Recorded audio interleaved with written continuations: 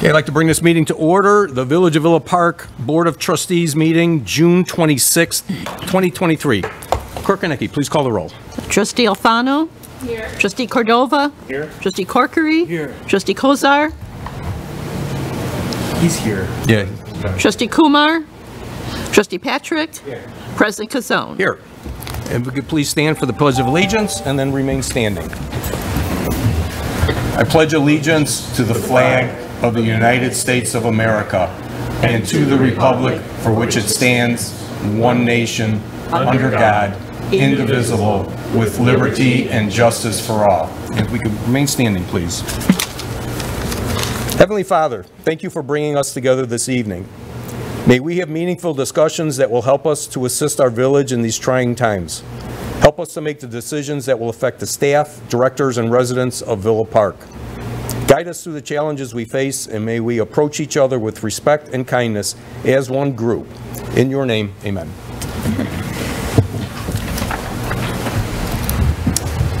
Okay, we'll come to item 3A, and this is recognition of Debbie Posh upon her retirement after 23 years of service with the Village of Villa Park. And I will turn this over to Public Works Director Mike Guerra. Thank you, Your Honor. There are first responders and frontline workers, and then there is front office staff. I like to think they're just as vital as all of our other employees with the village, as they're often our first contact with residents. And oftentimes, during times of despair, frustration, concern, or just have general questions about the village. Villa Park Public Works has been very fortunate to have Debbie Posh here, who's here in attendance tonight, as our administrative assistant. To assist the residents of Villa Park. Debbie started with the village back in June 5th of 2000, so she celebrated just her 23rd anniversary with us. And I think we stole her away from the school district, if I'm correct. And over the past 23 years, Debbie has been vital to our team, assisting the village through several trying disasters. I think this includes 3 major flooding events, 2 tornadoes. I think one was a microburst, but it had the same damage as a tornado. And I think 2 or 3 major snow events. Oftentimes staying late, answering phone calls for the residents, taking their concerns, documenting their locations, and assisting not only our administrative staff, but our operational staff as well. She's also been a liaison, like I said, to administration, residents, and operational staff, bridging that communication gap to ensure that our residents are served throughout the community. She's also been very willing over the years to take on several different tasks and projects. I believe she's helped with the time capsule project that is buried over behind or underneath the Public Works Department. She's been several employee appreciation committees, assisted with our employee appreciation cookouts, and oftentimes our Public Works cookouts, and several others.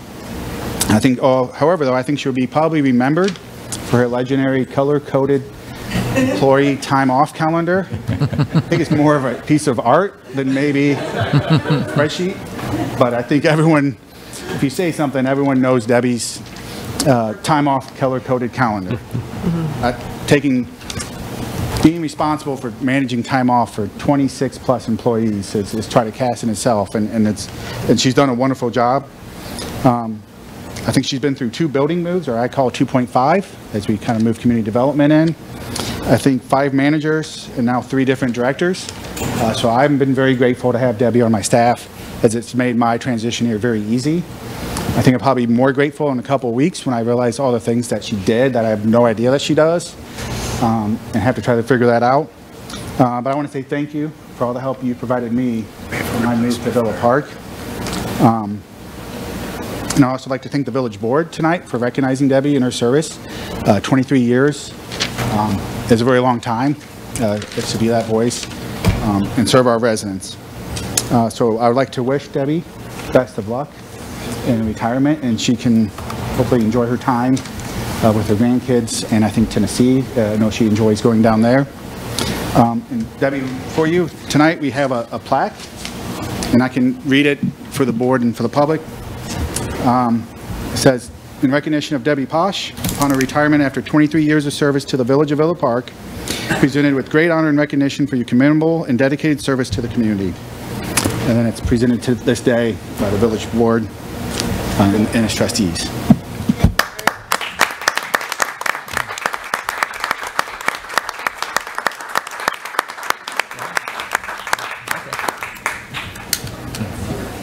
Can I just say something? I did prepare just a little something, but it's short.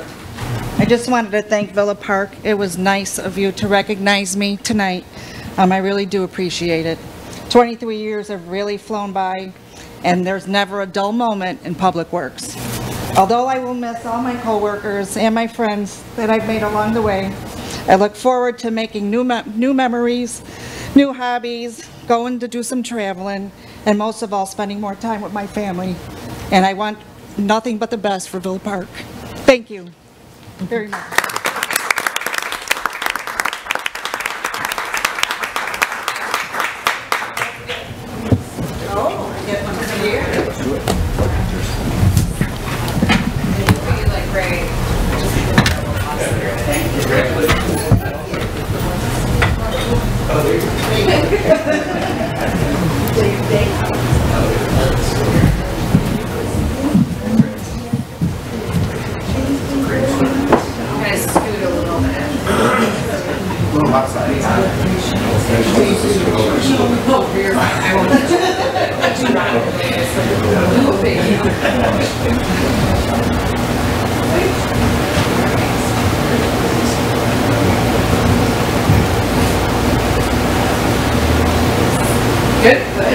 Thank you, everyone.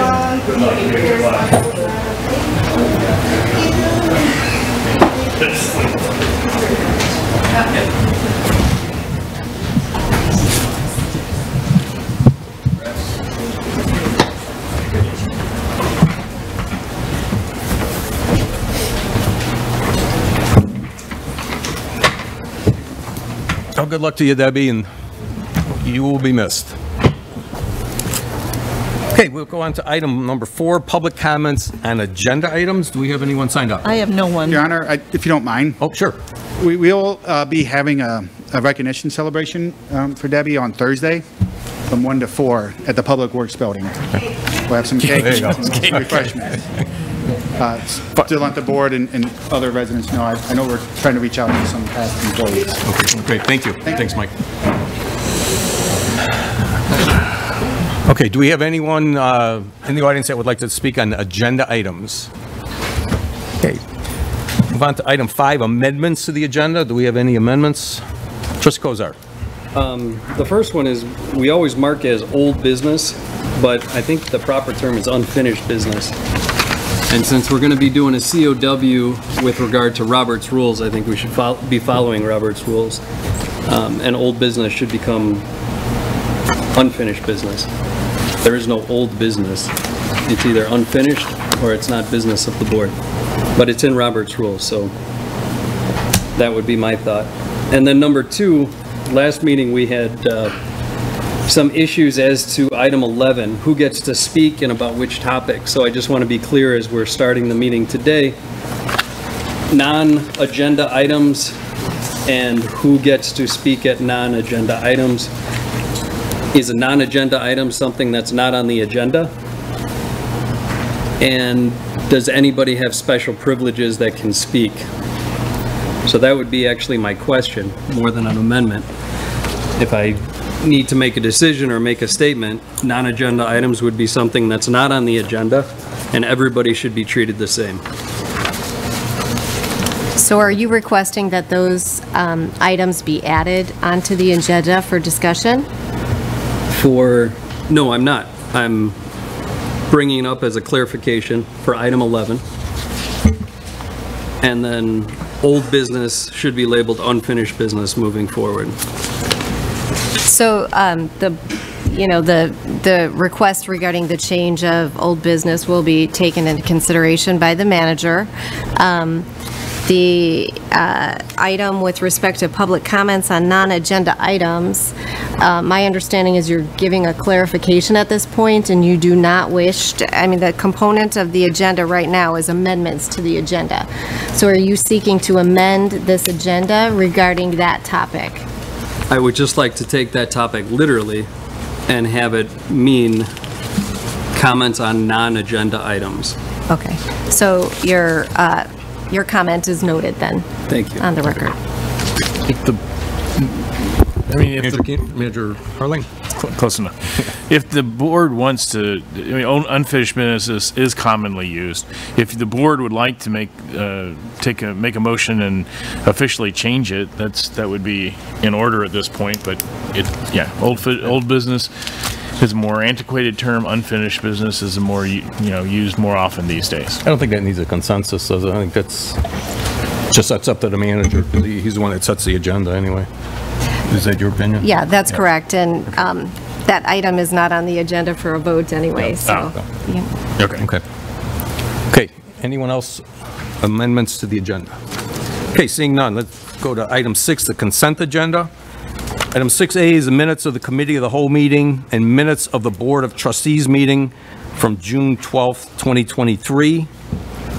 And 6B is bill listings for the weeks June 12th and June 19th, 2023, in a total amount of $3,865,358.83. Do we have a motion for the consent agenda?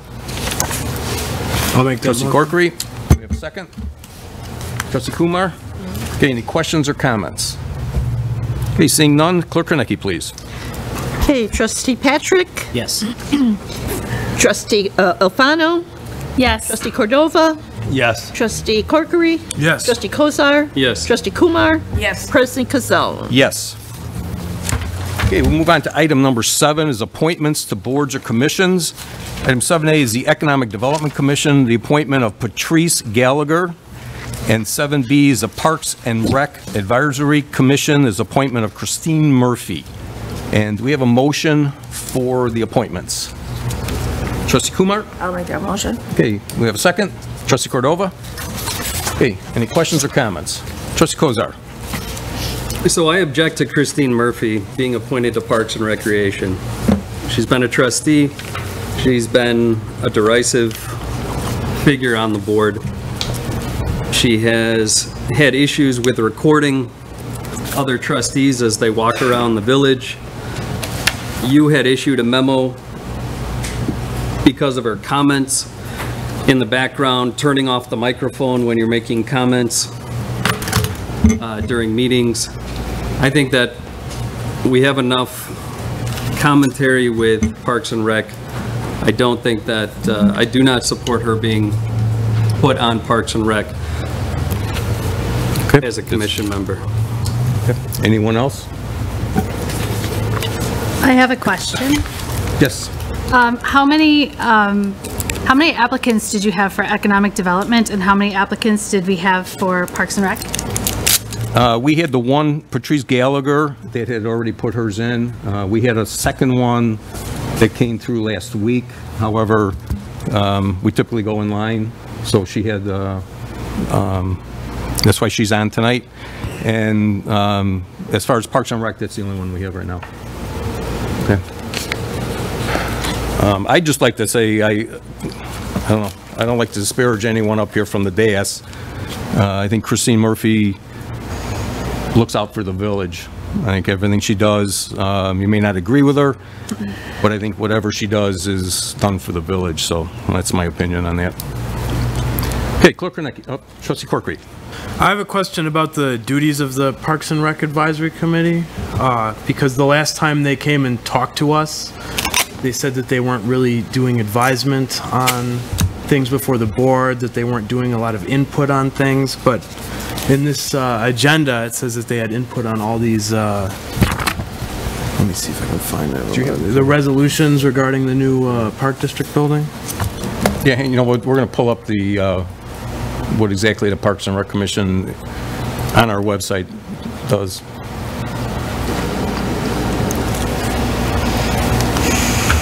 It says under every resolution, just about the Parks and Recreation Commission recommends approval of this resolution, which is something I've never seen before. Just for clarification, you're saying for which items? Is it the recommendation? 10A, it's 10B, Parks and Rec 10C, Commission. 10E, 10E. Is this time for discussion on that? I just want to understand so I can give him guidance regarding their powers and duties, but I wanted to make sure you were,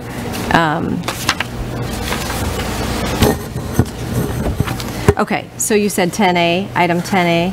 Everything under 10, 10A, 10B, 10C. Okay, because that may be just a matter of how the items are input on the agenda. In Granicus, the digital format that it requires when you add items to an agenda, you say which department it's coming from. So I want to make sure that it's not just a technical item that was, or detail that was input with respect to the items, because the items with respect to the issuance of the notices of award for the new recreation center, those did not go before the Parks and Rec Commission. So with respect to the duties of that commission, the purpose of it, it's an advisory body only to the village board on matters relating to, pursuant to section 21302 of the village code, the administration, operation, conditions of recreation programs. They advise the board on matters relating to facilities, including recreation buildings, swim pools, skate park, playgrounds, etc., and to discuss and advise the board on issues referred to by the commission by the Board of Trustees. So those are the specific duties of the Parks and Recreation Advisory Commission. So these items on under item 10, being 10A through 10G, I don't believe had any, were not presented before the Parks and Rec Commission. But it does say they were in the agenda. If we could, if I could ask Parks and Rec Director Greg Gola to speak to that. Good evening. So what we've normally done and what we've done in the past for park projects, OSLAD grants, we'll bring it to the Recreation Commission. Years ago, we were just wanted to renovate a park. We had no plan. We brought the idea of doing a master plan. We brought it to the Recreation Commission. Their recommendation was to complete a master plan. We brought the feasibility study that was used for the recreation center. We brought that to the Recreation Commission. Their recommendation was to pursue the feasibility study, and that was a recommendation made to the board. Anytime we do playground renovations, we give them the option for the going back for the master plan and the feasibility study. We brought different companies in to make their presentations to the Recreation Commission. They, through that process at the Rec Commission meetings, have taken a vote and made a recommendation to move forward, like tonight's agenda items, and make a recommendation to move forward accepting the bids. So they do make some recommendations to the board. They can't spend any money, but they make those recommendations. Or they make a recommendation to do a playground renovation. But the recommendations referred to in the agenda, so that's them approving the master plan months or years ago. It's not anything to do with these specific items. We brought it to their attention at the last meeting as far as the, we brought the bids and the lowest responsible bidder vendors. And so they made that recommendation to move forward and present that to the board for approval. So did the commission take a vote on these specific items? Yes.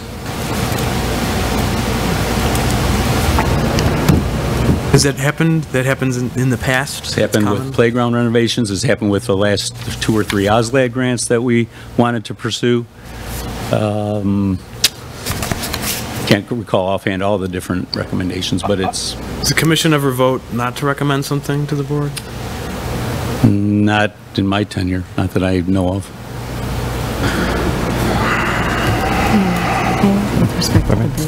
What's that? Yeah, sure. Also, with respect to the bid items that we're talking about, there is an official recommendation that's been presented by the construction manager. That recommendation may have been presented to the Parks and Rec Advisory Commission, but the board's guidance should come from the recommendation of the construction manager with respect to the bidding process that took place and which contractors were deemed the lowest responsible bidder. So the Parks and Rec Advisory Commission may have, recommended that the village board go along with the recommendation of the construction manager, but it's the construction manager's recommendation that was vetted out through the bidding process that should be evaluated by this board in making those decisions on the contractors for that new recreation center building. Trustee Alfano. Would these discussions have happened at the meeting in June or the meeting in May? I'm sorry, which? With the discussions on the items under our agenda 10 tonight, would those have been discussed in the meeting in June or the meeting in May? Not so in the meeting in May, because I believe our bid openings were after the Recreation Commission meeting, so it was in the June meeting. Okay. Do we have the minutes for those? Well, they haven't been approved June? yet. Okay. Are they on the approval tonight? Minutes? No. They'll be approved at the next Recreation Commission meeting. Okay. Okay. Trustee Patrick. Thank you. A little over 4 years ago, I met Christine Murphy. We campaigned together. We got elected with each other. And over the last 4 years, I think we learned a lot about each other, and not only that, but how a local municipality is supposed to work and operate. And I am not in favor of this appointment to her going to Parks and Recreation. And I say that because Parks and Recreation will be fine without her.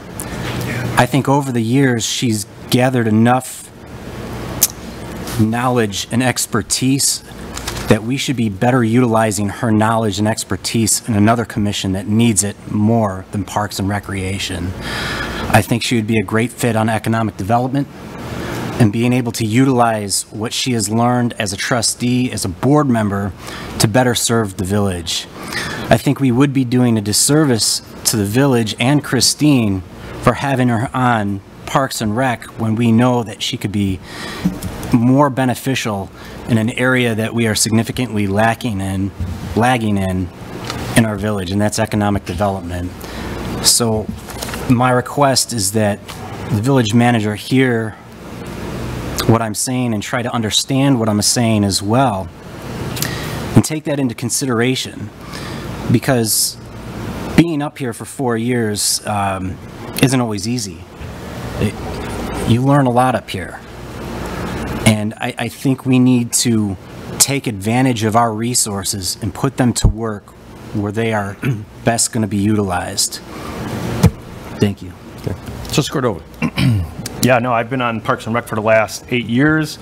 Last 4 years, I got to run with Christine, and in the last 4 years, I can rattle off a lot of the things that we've been able to do. So, both with Patrice Gallagher going on to the Economic Development Commission, as well as Christine Murphy going on Parks and Recreation Advisory Commission, fully support that, 100%. And do we have to vote for that?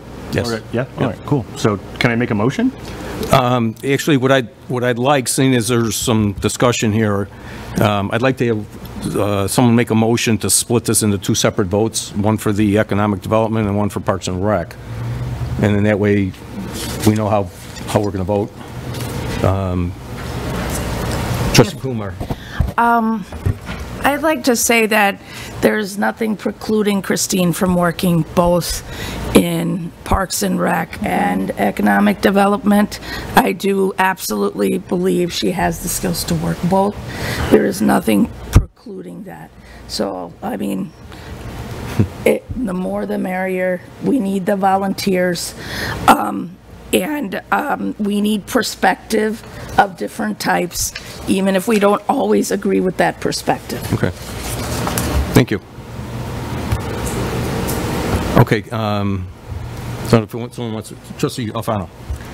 I do have one question. If we had 2 people who have applied for Parks and Recs, is there a reason why we are choosing a former trustee over somebody else who might want to volunteer? We have not had anyone else apply Oh, I thought for you Parks said and that Rec. there were 2. No, it was for economic development. Okay. Thank you. Okay. Still the same question, right? Yeah. Still the same question. Right. For economic development. Was it somebody who, Yeah, this Patrice Gallagher had her name in as, a candidate for it. okay, And when economic development lost one person, then, she was asked, after she had already put her name in, that's when we had the second person. And there's only one opening right now. okay. Trustee Corkery. Oh, I'll just briefly say that I talked to Patrice Gallagher a lot. She's very involved in goings-on and definitely wants the best for the community, and I think she'd be a good fit.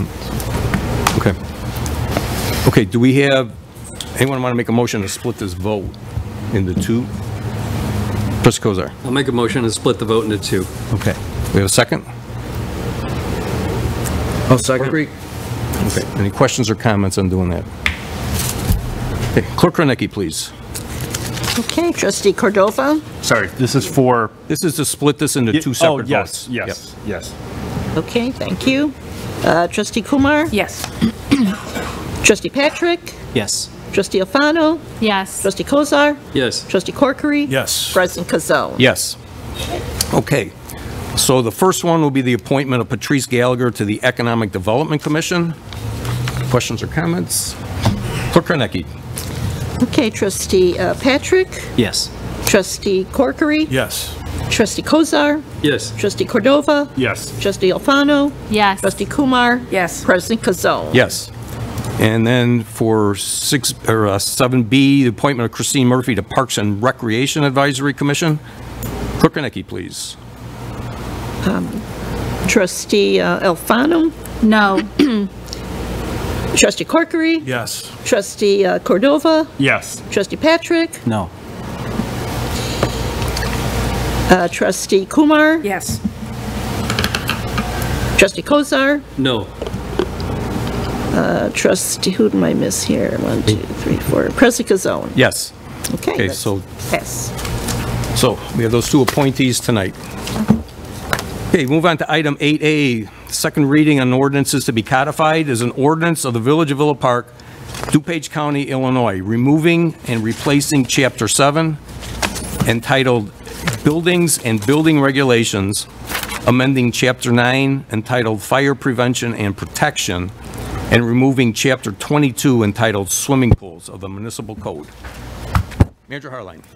This ordinance, the second reading of this ordinance will adopt the 2021 ICC building codes as well as the state required codes such as plumbing and accessibility. Additionally, revised permit fees based on square foot calculations or flat fee are part of this ordinance approval. The proposed ordinance also eliminates some of the village-specific amendments that can make it more difficult for builders to adapt to local code requirements. Staff recommends passage of this ordinance. There was also a second open house held before this meeting, and Community Development Director Mark McLaughlin is on hand if you had any questions about that process, about the process, the meeting tonight, or any other questions related to this ordinance. Thank you.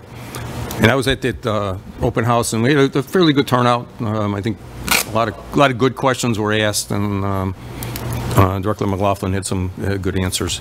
Okay, do we have a motion for the reading, for the ordinance? Trustee Patrick? I'd like to make that motion. Okay, do we have a second? Trustee Kumar? Absolutely. Okay, questions or comments? Trustee Patrick?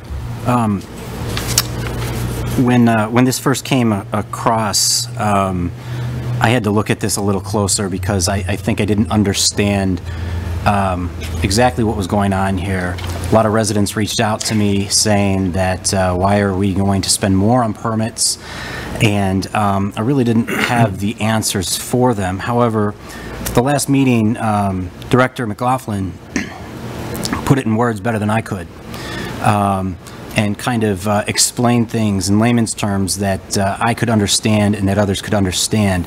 And I was just requesting that he could give a brief explanation again to our residents as to the benefits of why we are doing something like this.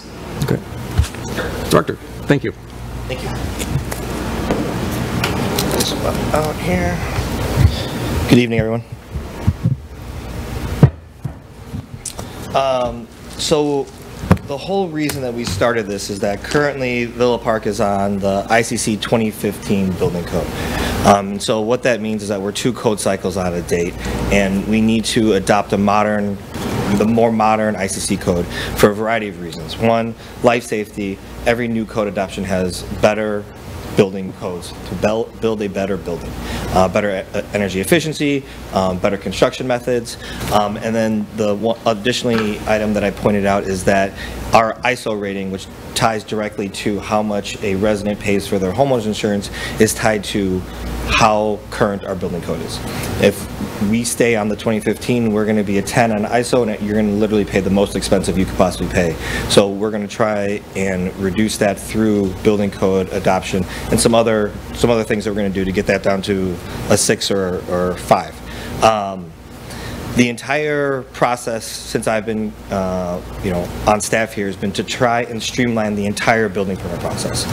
It's clunky now, and that was acknowledged when I came here. And through our budget process and through this, we're trying to streamline to get permits out the door faster, more efficient, and so people know what to expect when they actually have an inspector show up to their home. So adjusting the permit fee methodology, going from evaluation to square footage based, it's easy to calculate. People can actually understand how much a permit's going to cost them.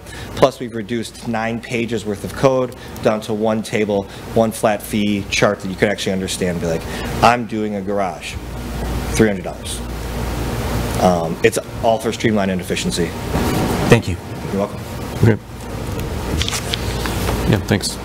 Yeah, and I think you kind of explained it too, is that people are thinking the fees are going to go up, and they're basically, you have a good comparison showing that the fees really are basically the same, they're just calculated a little differently. And correct, yeah, we've taken what currently is a plan review fee, an actual permit fee, and then inspection fees, and wrap that all into one thing called the permit fee, which is all inclusive. So if a homeowner is doing a project for the first time and they want to call us for 3 or 4 different inspections, I won't be charging them every time. It's part of the permit fee. So yes, if you do an apples to apples today permit fee versus what I'm proposing, they will be different because they're not the same thing anymore. But if you look at the entire permit cost out the door, they're very, very similar. A couple dollars just, up and down based on a couple of, I tried to end everything in a 0. So instead of $187, it's $190, stuff like that.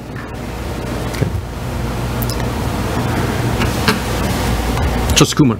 I just want to say I'm glad that you are making the process simpler for those trying to get permits. It's very important to make things simple and easy so that we have more people getting permits and assessing a safe environment for their projects. Major Helling, you have something? Yes, I did want to add, thank you, President Kazone, that there have been adjustments from the original proposal that came out, well, it's the day after your accident, so anyway, so the first meeting, in response to, April, in response to some comments that came through the first open house, and so there was an effect. There were some fees that were, some flat fees that were adjusted downward minorly, but for the most part, this goes along with the original proposal. Another thing that will be coming along in, I think, the first meeting in July is a contract to change some of the software that we're using, and a lot of it will work together better, including software for permitting, which will also that's going to take a minute to get that installed, but there are future improvements coming as well. And that's it. Thank you. Thank you. Okay, Clerk Kornacki. Okay, Trustee Kozar. Yes. Trustee Cordova? Yes. Trustee Alfano? Yes. Trustee Corkery? Yes. Trustee Patrick? Yes. Trustee Kumar? Yes. President Kazone? Yes. And thank you, Mark, I know it's a long, involved process, but you did a great job. Okay, move on to item 8B. is an ordinance amending Section 3-13A of the Municipal Code of the Village of Villa Park to reducing by one and increasing by one the maximum number of licenses permitted under the Class B liquor license. Manager Harline. Foremost Liquors, located at 536 West St. Charles, is being sold to the Chima and Sandu owners. The new owners will have applied for a Class B license to sell alcohol, have applied for a license, a Class B license to sell alcoholic liquor in the original packages for consumption off premises.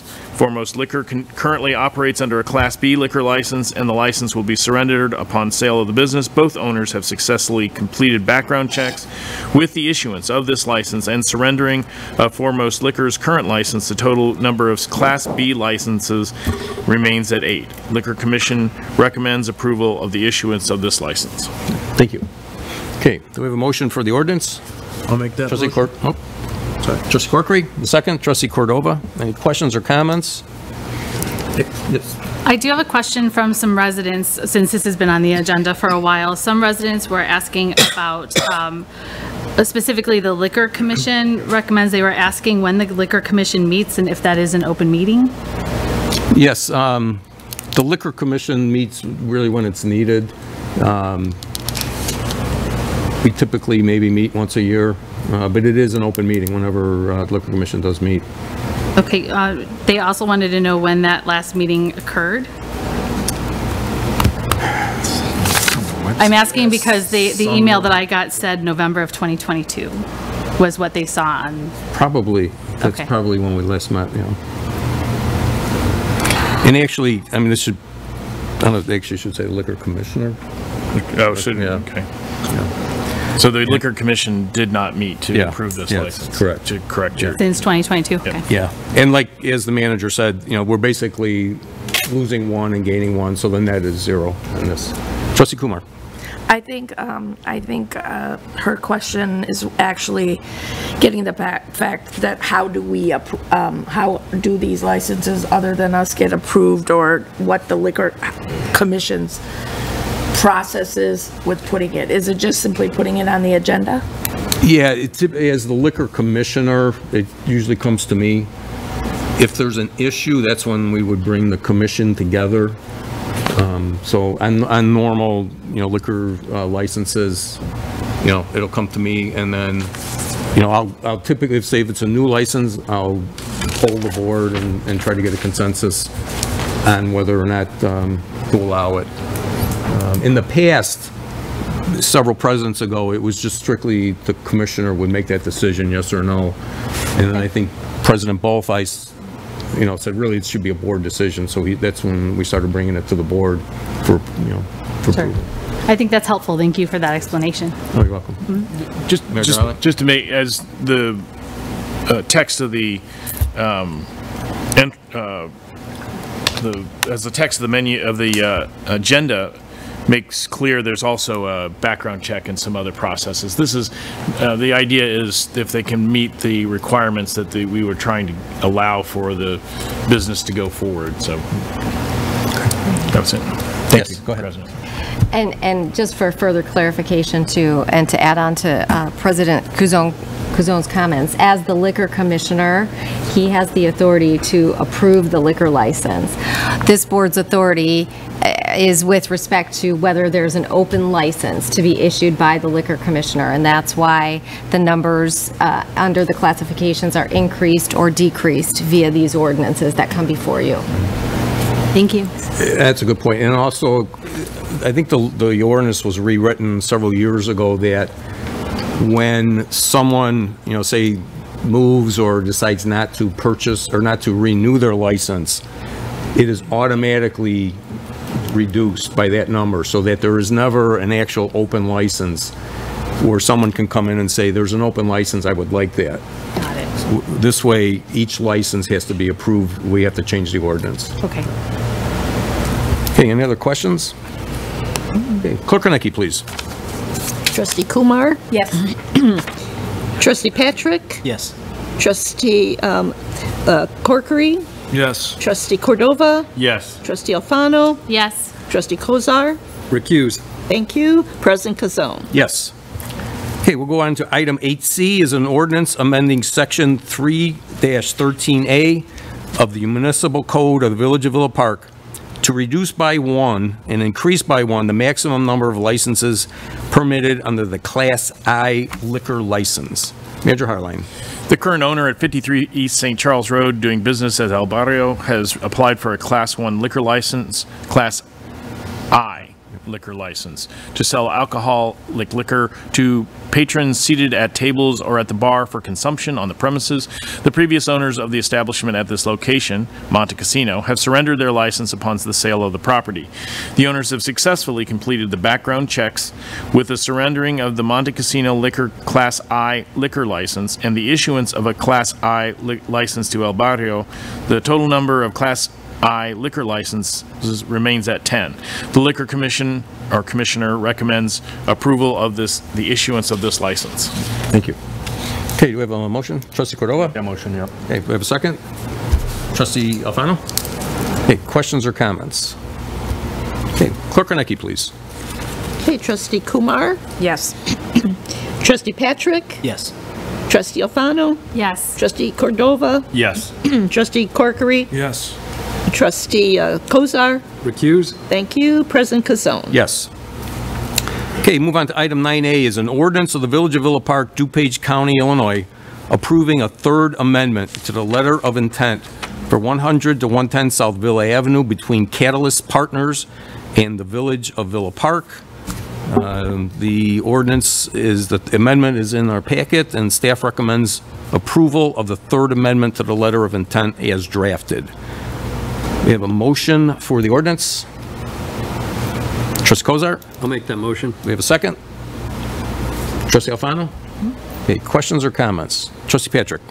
Could the village please explain to our residents what this third amendment is and why it's necessary?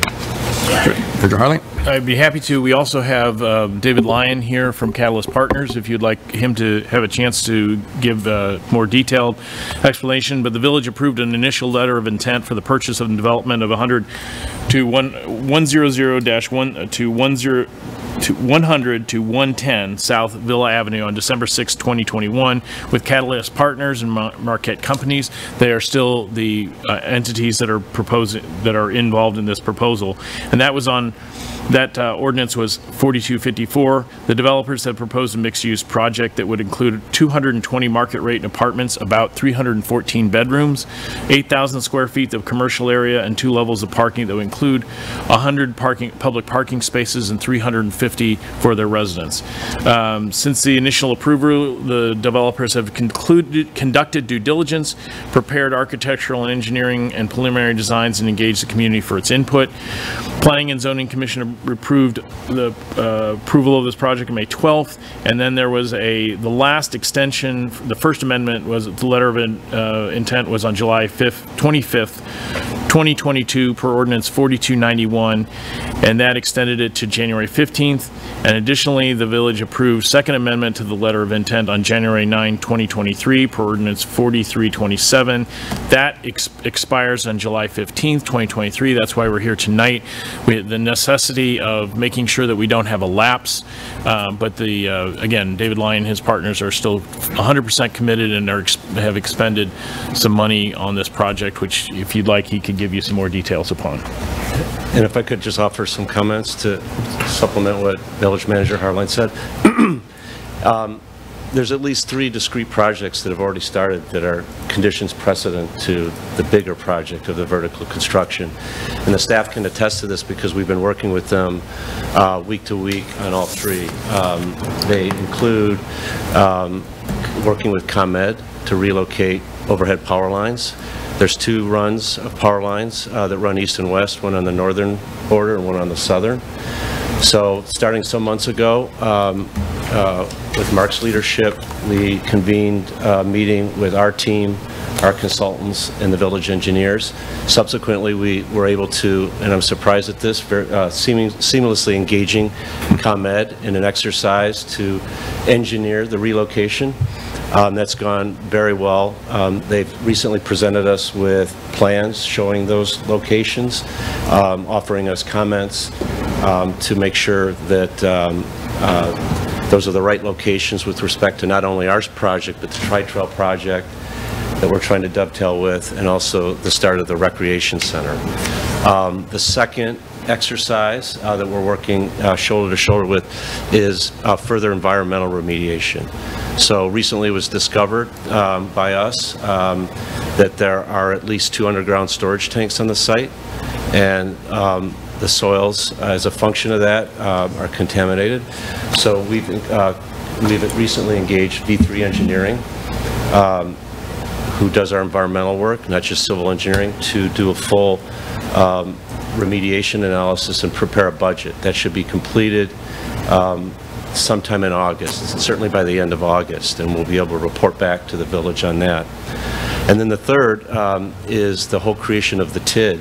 So we've engaged over the last several months our TIF consultant, Keane McKenna, now Ryan Companies. They merged with Tesca, which is the village consultant on the TID creation. And so we've been working shoulder to shoulder with that group as well, just to understand the larger TID process and just to make sure that everything is done correctly, and that in the tail end of that, we will be able to come back to you and present the conclusions of that exercise. So that's 3 of the major projects going on. So we're looking forward to concluding all that through the balance of the year. Obtaining, I think it's going to be January TID approval process, and then shortly thereafter our project would be able to break ground, likely towards the end of the first quarter of 2024.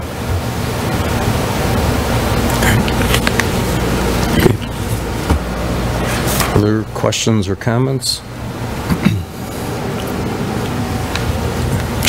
We got to meet before. I wasn't here last month or at our last meeting, so I got to meet with these guys before this, and that project looks great. And you know, there's a couple really big hurdles, but you know, assured us that they're not barriers to completion or to groundbreaking. So yeah, can I make a motion? For motion's already been made. Oh, okay. Yep. We're good. Okay. I don't have any questions. Okay, thanks. Just Kumar. So when is the expected start date of the major project? I mean, I know you've moved lines and so on and so forth. Yeah, we expect that project, by the way, to be done by ComEd by the end of the year, certainly. I mean, hopefully this fall, right? But with respect to our project, we anticipate, based on discussions with the village and the TID schedule, that we'll have approval of the village will approve the larger TID in January, and subsequently in February we'll have approval. And then it usually takes 60 days at least to have that work its way through all the legal documents for the capital partners to approve that. So that's why I'm projecting end of the first quarter. We're hopeful that we'll be able to start construction. So just early spring, kind of? Yes. Okay. We look forward to it. So do we. Okay. Okay, Clerk Kornacki, please. Trustee Patrick? Yes. Trustee Corkery? Yes. Trustee Alfano? Yes. Trustee Kozar? Yes. Trustee Cordova? Yes. Trustee Kumar? Yes. President Kazoo? Yes. Okay, move on to item 10A, resolutions. It's a resolution of the Village of Villa Park authorizing the execution of agreement between the Village of Villa Park and Upland Design Limited for professional services for the Lions Park OSLAD planning and grant application in the amount of $12,500 plus reimbursable expenses at cost. Manager Harling. With the construction of the recreation center starting later this year, staff would like to pursue grant funding to support additional recreational amenities for the site. These amenities will be based on suggestions from the public and may include a basketball court, accessible playground, open-air shelter, gathering area, pollinator garden, spray pad, and ball field renovation. Although I'd point out that we've already gotten some public input on this process already. The estimated cost for all the amenities not this project, not this application, but all the amenities together would be about $1.2 million. The OSLAD grant is a matching grant with a maximum award of $600,000. If approved, funds for the project would be included in the 2024 and 2025 budget cycles. Staff is requested to proceed with an upland design of Plainfield to design and apply for the open space land acquisition and development OSLAD grant for the an amount of $12,500 plus reimbursable expenses for the 2 phases. The Parks and Recreation Commission recommends approval of this resolution. Okay. And staff does as well. Thank you. Okay, we have a motion for the resolution. Trustee Cordova, we have a second. Trustee Kumar, questions or comments? Trustee Corkery. How, I know this is always a big question with grants, but about how optimistic is staff about this OSLAD grant coming through? Do you know? Dr. Gola? Director Gola could probably answer this question better than I could. Thanks. Good evening. Thank you for that question. We had a couple meetings with Upland Design, and because we're losing a couple of amenities from the rec center, they're very optimistic. We're adding an educational component with the pollinator gardens and signage, butterfly gardens, and the stages of development. So they're because we have an OSLAD grant currently, if we would have done it in successive years, you know, it would have been a little iffy, but since we've skipped a grant cycle, they're more optimistic that we will receive the grant. Trustee Kumar. Yeah, I would like to say I am happy that in this grant proposal there is the basketball court that we are losing, as well as an accessible playground. It's making me happy that we're adding to our community center because we somewhat lost a lot in our original design, so this is a way to kind of compensate for some of those losses. Trustee Alfano. I want to thank you for adding the pollinator garden. I love that idea, as you know. And I just wanted to clarify, because I know that there are going to be some people who are going to see that list and are going to, if that doesn't all come to fruition, be like, but it said.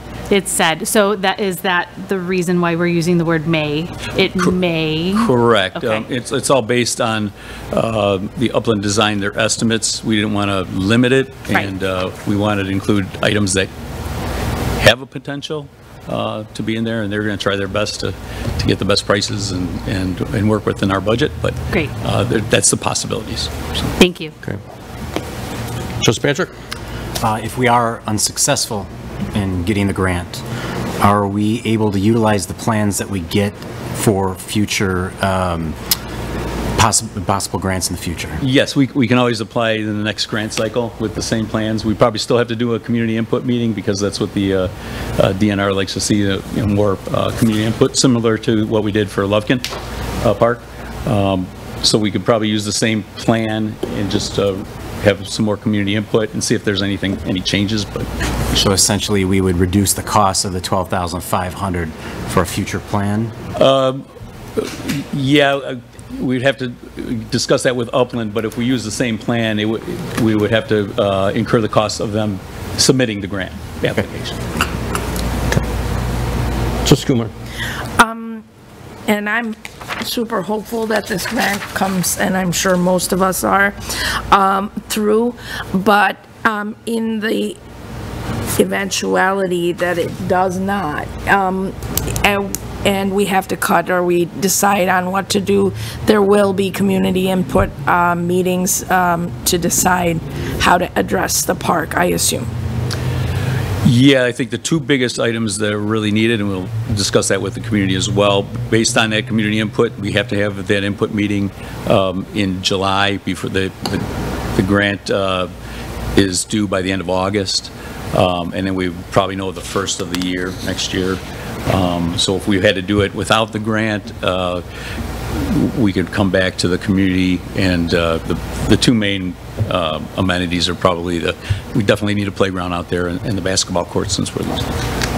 I just say always have a backup plan. Trustee Patrick. One last question I forgot to ask. Once we apply for the grant, how long will it take before we know if we're awarded it? They usually, last few years it's been really a little different. This last grant cycle that when we got for Lovekin Park, we didn't get the notification until April or May, and then with the executed grant, we came to the board to accept the grant. That was like June or July of this year. Typically, they like to announce those grant awards at our Park and Recreation State Conference, which is at the end of January.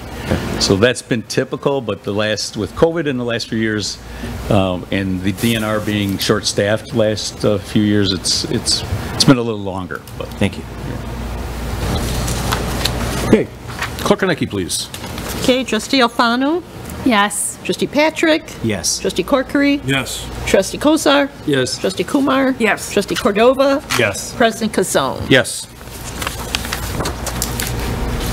Okay, move on to item 10B is a resolution authorizing the issuance of a notice of award and contract for precast concrete floor planks for the new Lions Park Rec Center. Manager Harline.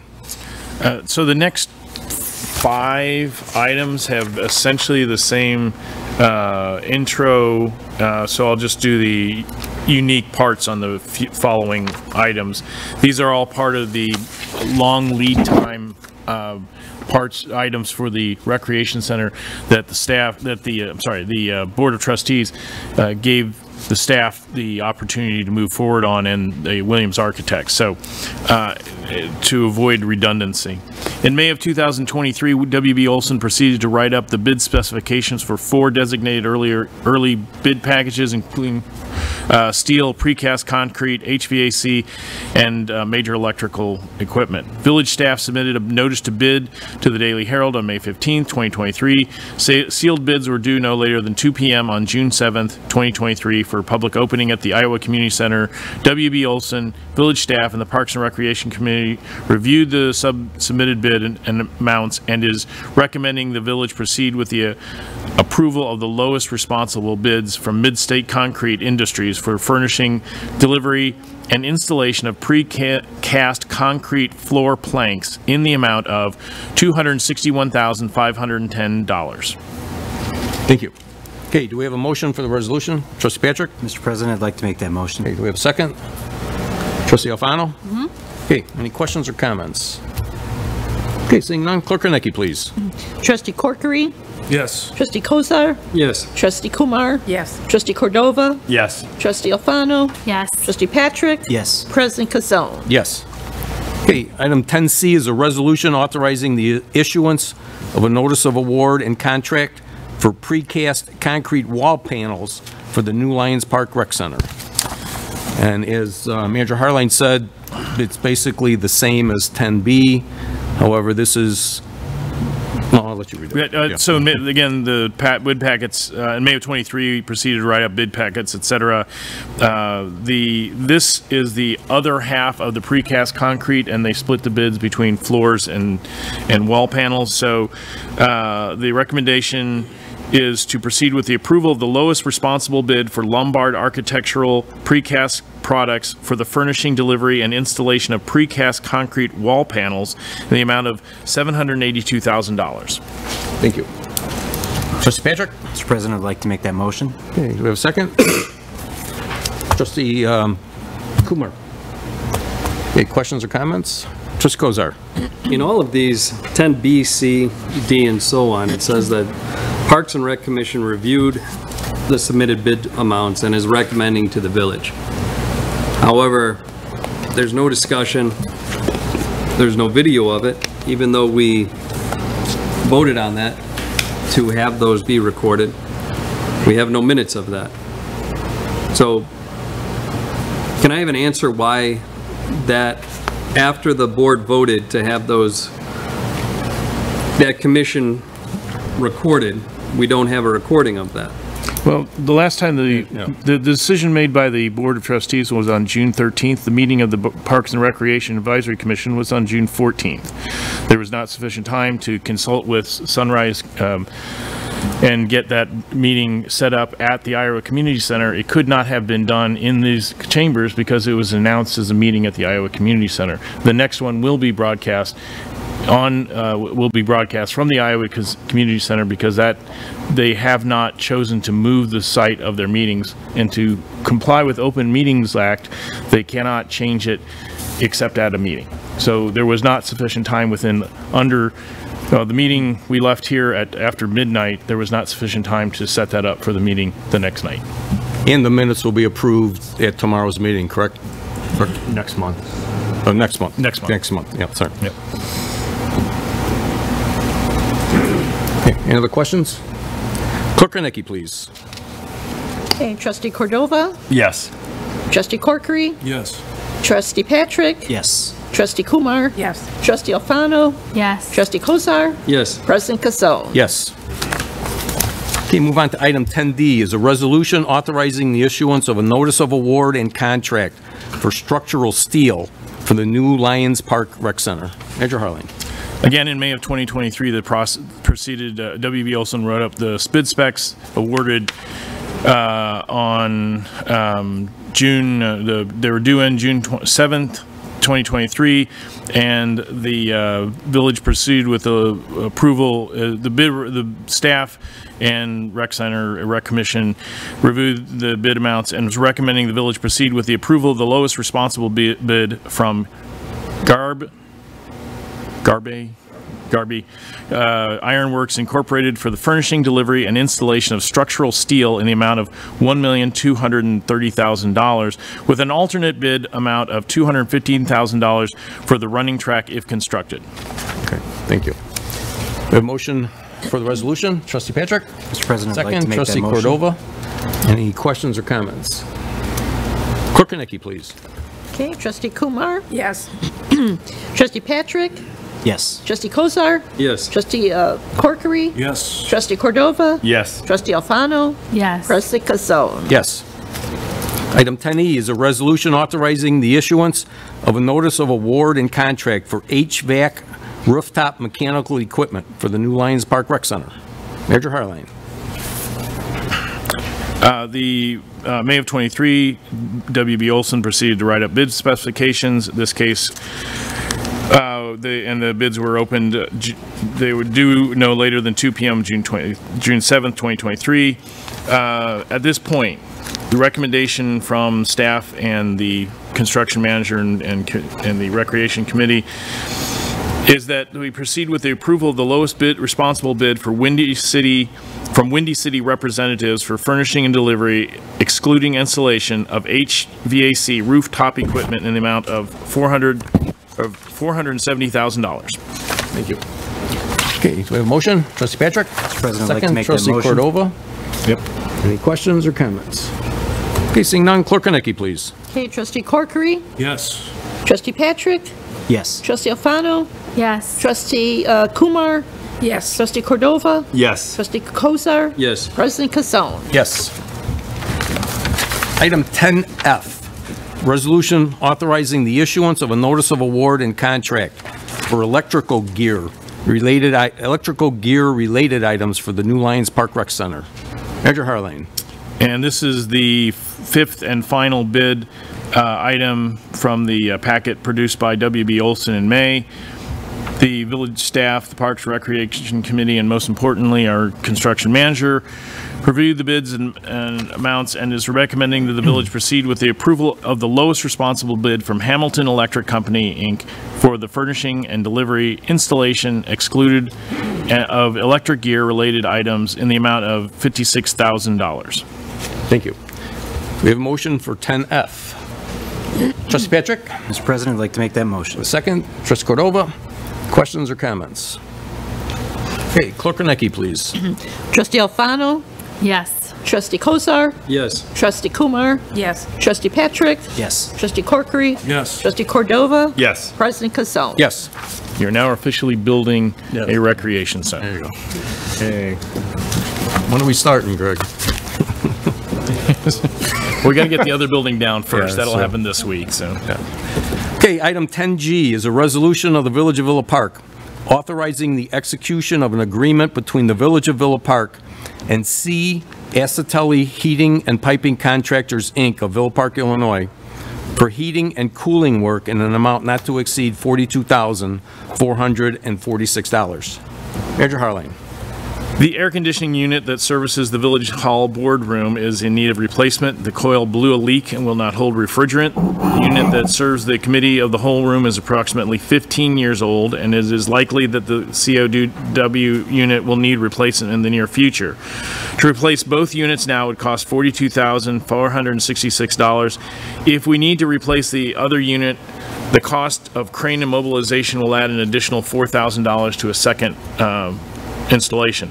Alternately, we could replace only the boardroom unit at a cost of $19,135. It is the recommendation of the village staff that we replace both units now at a cost of $42,466 from account 67.502.02.401. And there's a more lengthy memo. Basically, if you think we'll be out of here in 5 years, 5 to 10 years, just get the small unit.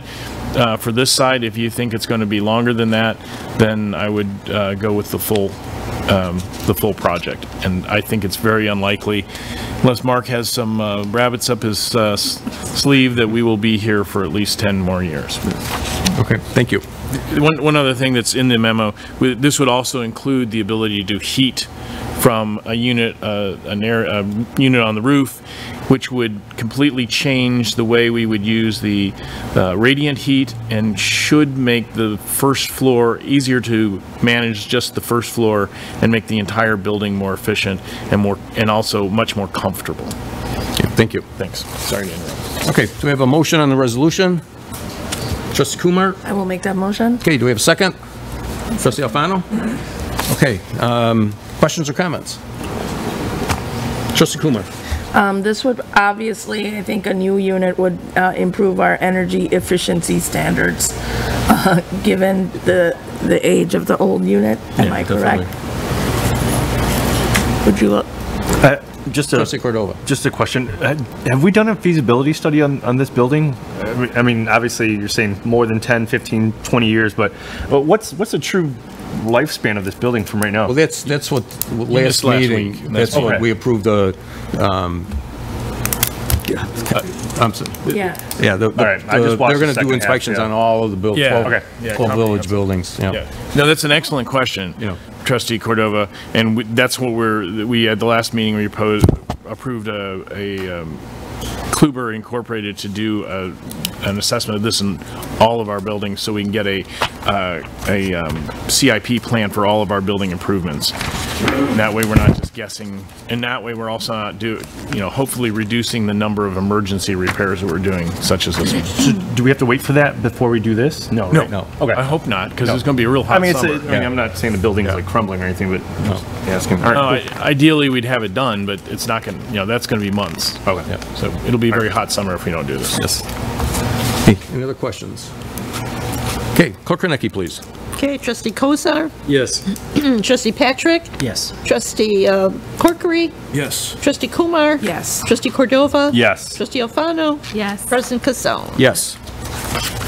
Okay, we'll move on to item 11, public comments on non-agenda items. Do we have anyone signed up? I just have Joe Amore signed up. Good evening and thank you. Joe Amore, 309 East Maple, Villa Park. On Tuesday, July 4th, the VFW will be celebrating the birth of our nation again. And the Bike and Pedestrian and Transit Subcommittee of the Environmental Concerns Commission is asking everyone to join us. We are looking for participants of all ages to ride classic bicycles and bicycles decorated in a patriotic theme. Participants are asked to arrive by 9 a.m. in the vicinity of Trinity Lutheran Church parking lot, Central and Ardmore, across from the library. We should be gathering on the east side of that parking lot. Parade steps off at 10. To confirm your participation and our parade unit number, you can contact myself at 630-479-9120 or Bob Wagner at 630-484-8856. I also wanted to speak briefly about the previous meeting's conversation about recording meetings. I currently serve on the Environmental Concerns Commission and the chair of the Bike and Pedestrian Transit Subcommittee. Meeting times, agendas, and minutes are available through the web, but in-person participation is always encouraged and appreciated. Watching a recording doesn't allow action in real time. Zoom access grows participation and is possible, but costs for all meetings was prohibitive in the past. Now that recordings are being considered, let's go the extra mile and make it possible for concerned citizens to be included when unable to attend in person. Remember, the trustees were put here by the voters. We would encourage all trustees to attend meetings of all the commissions so that recommendations that were put forward at the meetings can be brought to the board for quicker consideration and action. And I also thank you for your time. Okay. Thanks, Joe.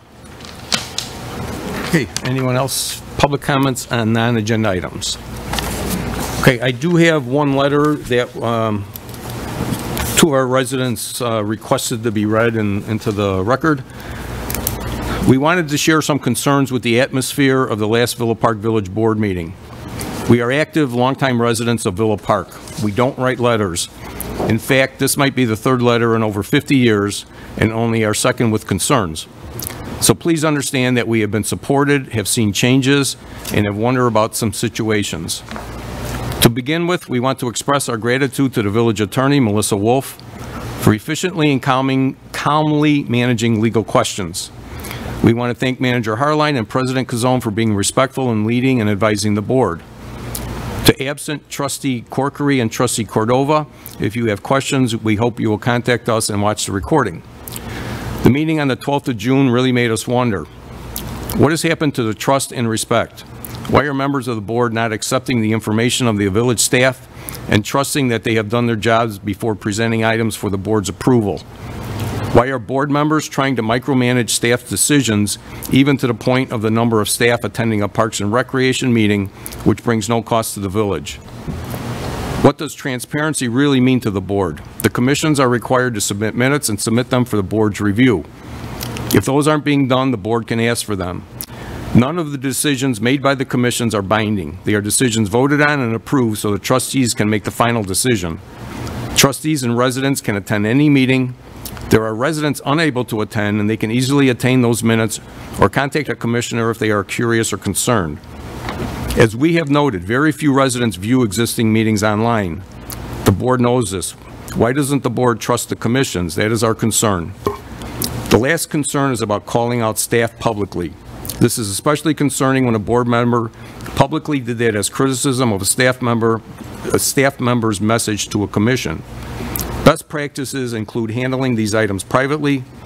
Parents, teachers, supervisors follow that practice. We wonder why the board chose not to. Regretfully, we cannot present this message in person due to a commitment, but we want to add our concerns to those of many other residents about the apparent lack of trust of some of the trustees and the village staff and the commissioners. We understand the board needs to be informed and make informed decisions, but the June 12th meeting left us wondering how much control the board is actually seeking. This was submitted by Ellen and Carl Draconis. Forgot that. There's a flyer for you. Sure. And there's additional flyers on the podium outside the door. Okay, thank you. Thanks, Joe. Okay, we will move on to new business. Item 12A is consideration of a 38th officer with the police department. Manager Harline. At the May 28 meeting, the village board approved a local task force agreement with the Department of Justice allowing one Villa Park officer to participate in the Chicago Field Division Task Force for a period of approximately 2 years. Additionally, the village has been in discussions with School District 45 for the school resource officer to be approved by the board at the upcoming meeting, the District 45 board. While these are necessary community partnerships, it also means that the department is down officers for regular staffing and patrols. To address this, it is requested the village consider approving a full-time patrol officer, bringing the total number of sworn officers to 38. A memo is included that goes over the costs, and I can answer questions about more detailed questions about The hiring process, we also have Chief Rivas and Assistant Village Manager Suzanne McVeigh, who helped in putting together this proposal. Because it has a significant budget impact, I wanted to get approval from the board before moving forward on adding this expense. Okay. Thank you. Okay. Yeah, we need a motion for this. Yes. Okay. Do we have a motion for the 38th officer request? Trustee Cordova? We have a second. Trustee Alfano? Okay. Questions or comments? Trustee Patrick? I completely support this. However, I'd like to talk a little bit about overtime, and not just normal overtime, but more specifically our sergeants. The questions that I have is, how many sergeants are we supposed to have on scheduled at a time? What's their overtime look like currently right now? And when is the next list out for sergeants to be promoted? Well, our current staffing level is 6 sergeants, and there are to be 2 sergeants per shift, and they work 8-hour shifts. Currently, or just up to recently, we had 2 sergeants that were injured on duty, and so they needed time to heal. So as a result of that, we had an inflated overtime budget due to that. I don't have those numbers in front of me of what that looks like, but it was substantial to cover the loss of 2, or actually a third of our sergeants' force. So, and you had an additional question? Do we have acting sergeants in their place? Well, we do. They can have overtime, and that's where the coverage comes from other shifts to go ahead and cover that. We also have a detective sergeant that can also fill in any gaps that's needed in coverage of a shift. So what kind of overtime are those sergeants doing right now? Especially with what you said about the injured officers. I don't have those numbers in front of me. I would have to get those and maybe get that to you in an offline discussion. Is there any way that we could give them some relief on duty? I mean, when you expect to have multiple sergeants, or when you expect to have full staff of sergeants, I completely understand. When 2 are out, that puts us a strain on the existing sergeants that have to pick up those extra hours. So is there anything that we could do to help alleviate that strain on those specific sergeants? Well, just last week, our 5th sergeant came back to work full duty, and that's a huge relief to the shifts in and of themselves. So we're still down 1 sergeant, and as I said just previously, the detective sergeant is also helping fill in with the shifts. So in a short amount of time, we're hoping that we can get back to full staffing. We're still waiting for the 1 sergeant. Once his injury leave is done, then return back to work. Okay. Thank you. Okay. Trustee Kozar. I support hiring a new officer. I would even take it so far as to say, if we can, and we should hire more than 1 officer. Kevin was talking, or Trustee Patrick was talking about some overtime, and I think that from what I've read and seen, we've spent a lot of money on supervisor overtime. I know this is not a decision of the board, but it would seem to make sense to promote a patrol officer up to sergeant, and then perhaps hire 2 new patrol officers and start replenishing that. I like the idea of promoting from within. So I definitely support this. I would like to even see it taken further. I know we're partially losing the SRO officer to some degree. We're also going to be partially losing the officer for the DEA. So it's very important that we restock the ranks. Whatever support that I can lend to that, I definitely do. And I wanted that message be known to Manager Harline, because I know ultimately, you know, these are employees underneath the village manager. So I definitely support it, whatever you can do. Okay. Thank you. Yeah, I agree. I mean, looking at the memo, it seems like it's 7 months before, from academy to writing by themselves. That's time, right? So if we have to wait another year before we get another one, you know, now we're 19 months back. So, I mean, yeah, I mean, if we can, I would like to have a full staff of police officers and sergeants. So maybe that's okay. Trustee Kumar. I think it's going to be even more necessary as we are growing our village. Many new developments coming up, some good news with the 110 South Villa and all. More people, we need more officers. Just happenstance and because of the statistical possibilities of the need. So I definitely think we should anticipate, plan, and maybe address that issue sooner than later. Okay, good, thank you. Okay. Just Corkery. So I've talked about my feelings about our spending on police before, so I'll keep it brief, but I think given the size of the expense and the various financial challenges the village is facing right now, I would be against this. Okay. Clerk Raffan. I fully support this, and thank you for addressing that need. I think that it has been discussed for a long time. I'm a 9-year resident, and that's one of the things that I have heard for a very long time. So thank you very much. Okay. Okay, Clerk Reneke. Okay, Trustee Kumar? Yes. Trustee Patrick? Yes. Trustee Corkery? No. Trustee Kozar? Yes. Trustee Cordova? Yes. Trustee Alfano? Yes. President Cassell? Yes. Okay, item 12B says authorize an intergovernmental agreement between the Village of Villa Park with District 45 for the student resource officer. What we have on here is a draft of the agreement. I'll turn it over to Manager Harline. Yeah, my apologies, probably shouldn't say authorize. It's basically I wanted to give you an update on the negotiations to hire a SRO.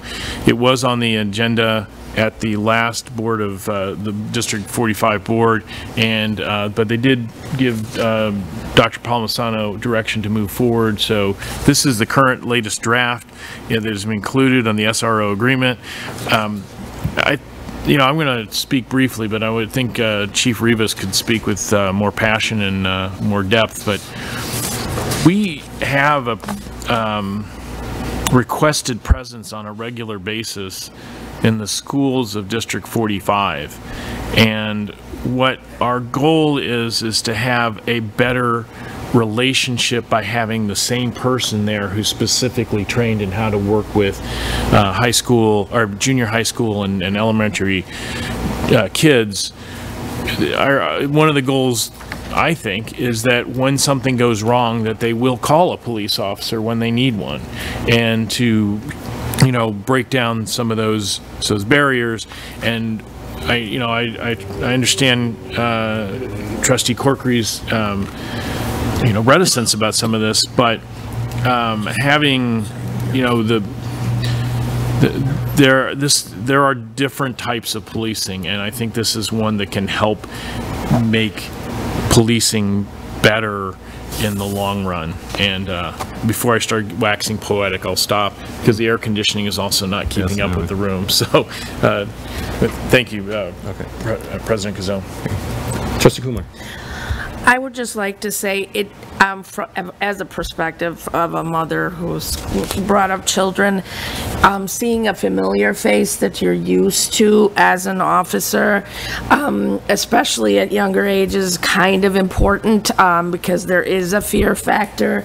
So I would definitely be in support of having an officer that the kids know. They see them all the time. They know that they're not, there's not that fear otherwise. And it also, I think, makes a positive spin on what the police force does. Trustee Alfano?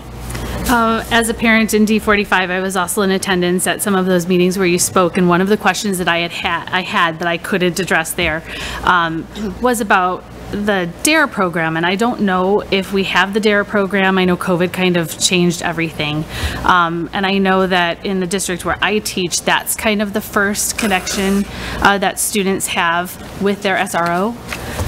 Can you address if we establish that at the elementary level, if that's what the SRO would also be kind of charged with, or is that not something that we do? Oh, there was a DARE officer in the years past, and that program has kind of gone by the wayside, and it ends at 5th grade, as you know. And then there's a GREAT program that's for slightly older students, which addresses gangs and other issues like that happen. But I've been discussing this probably for over a year with District 45. I was there originally back in June of last year to start the initial conversation of why we think it's so important to build that collaborative effort and have an officer in the school. Somebody who's good at CIT techniques, critical incident debriefing and de-escalating situations. With District 45, we talked about discipline and the level of discipline that they currently are facing. And I think we could help with that. I think we could help with addressing anger issues and helping beyond the school in and of itself. And I came to them as a father and a parent first of 2 teenage kids. That's how I approached this. And I would want that level of security and comfort in my school, which my kids enjoyed at their high school and grade level. And we talked about how area departments also have school resource officer in their schools and are facing zero issues. It's about building community partnerships, and that's where I foresaw and had that vision of a big brothers, big sisters type relationship. The school resource officers that we have at Willowbrook are well received and have done an incredible job, very tumultuous time to be a school resource officer in the schools in 21 and 22, and that whole defunding sentiment, which was absolutely wrong for this area. DuPage had zero issues that we saw happening across the country. That's why it was ill-advised, but the people rode on that social justice bandwagon. And the school resource officer that was there, DJ Giammarino, did a magnificent job in just calming the waters for 2 years. And he's going to be stepping away going into this next school year for District 88. They are worth their weight in gold in addressing issues in the school, slightly outside the school. At the grade school level, we would be looking more if there's any kind of custodial issues or safety issues outside the school resource officer would address that. And it's a direct communication to our police department. And we would go over a litany of things that they would want the school resource officer to be trained in inside the school in and of itself, apart from the training they would receive as a juvenile officer and a school resource officer. District 45 wants to make that choice of who that officer would be, gladly would allow them that choice. We will present them with 3 or 4 hopefully suitable candidates, and they'd go through the interview process, and then hopefully based on that would be able to pick a suitable candidate. District 88 is going to be also doing that process, and we have put a feeler out to our police officers to see who would be interested in taking over that school resource officer position since Detective Giammarini is stepping away. But he was there and did an amazing job during that time, as I said. I do have one more question, and this might be for you, Manager Harline. D45 and I think D88 share with Lombard. Has there? The school. I'll let you finish the question. Yeah, I'm sorry. So their boundaries also go into Lombard. So I didn't know if it was probable or possible to reach out to Lombard and ask for support as well. Go ahead. Thank you, President Cazone. That's an excellent question. The intergovernmental agreement we have with District 88, as you point out, includes the village of Addison, the village of Villa Park, and District 88. We have had some preliminary discussions with Lombard to talk about. I talked to Scott Niehaus about it, and Chief Tom Wersing. Wersack, thank you. Chief Wersing. Yes. In Normandy, or not Normandy, sorry. That's a village in close to Lombard in France, but in Lombard, very close relations in France, but not in Illinois. Anyway, so to address the fact that about half the schools in District 45 are in Lombard, and one of the requests that came from District 45 is for us to be engaged in both villages, and that's something we're going to have to negotiate, because that puts us in an awkward place. My goal would be to have us work in the schools in Villa Park, and then work on with District 45 and Lombard to see if they want to expand that, at least, especially right now, considering we have one person, and that would be one person in 9 schools versus one person in 5 schools. So. Okay. And then what about D48? Do we have any presence there? We do not. We do not. I'm not saying that we never would, but it's the physical overlap with D48 and Villa Park is much less. Okay. Thank you. Yeah, your comments are well taken, and I think when people hear of an SRO, it's more of, people think of police officers there to, stop trouble and being more reactive when things happen. I think your point that these SROs are more proactive, keep things from happening, talk to the students, keep things calm, and if anything does happen, de-escalate it right away. But I liked your comments on that. Thank you. I was a school resource officer in the early 90s, a long time ago. And it was all about building relationships with staff, with students, with families, and that was a huge part of this. If something happened just outside the school, I always knew in a short amount of time somebody was going to come up to me and say, hey, so-and-so stole someone's starter jacket, because that was the phenomenon in the 90s. And they were wearing Zubas, going back to the 1990s. So you get a description of who would do it, and then you would go ahead and act on it. So I always knew that whatever crime was committed, whether it was in the junior high or the schools, would eventually get solved with somebody coming forward. But those are based on the relationships you build.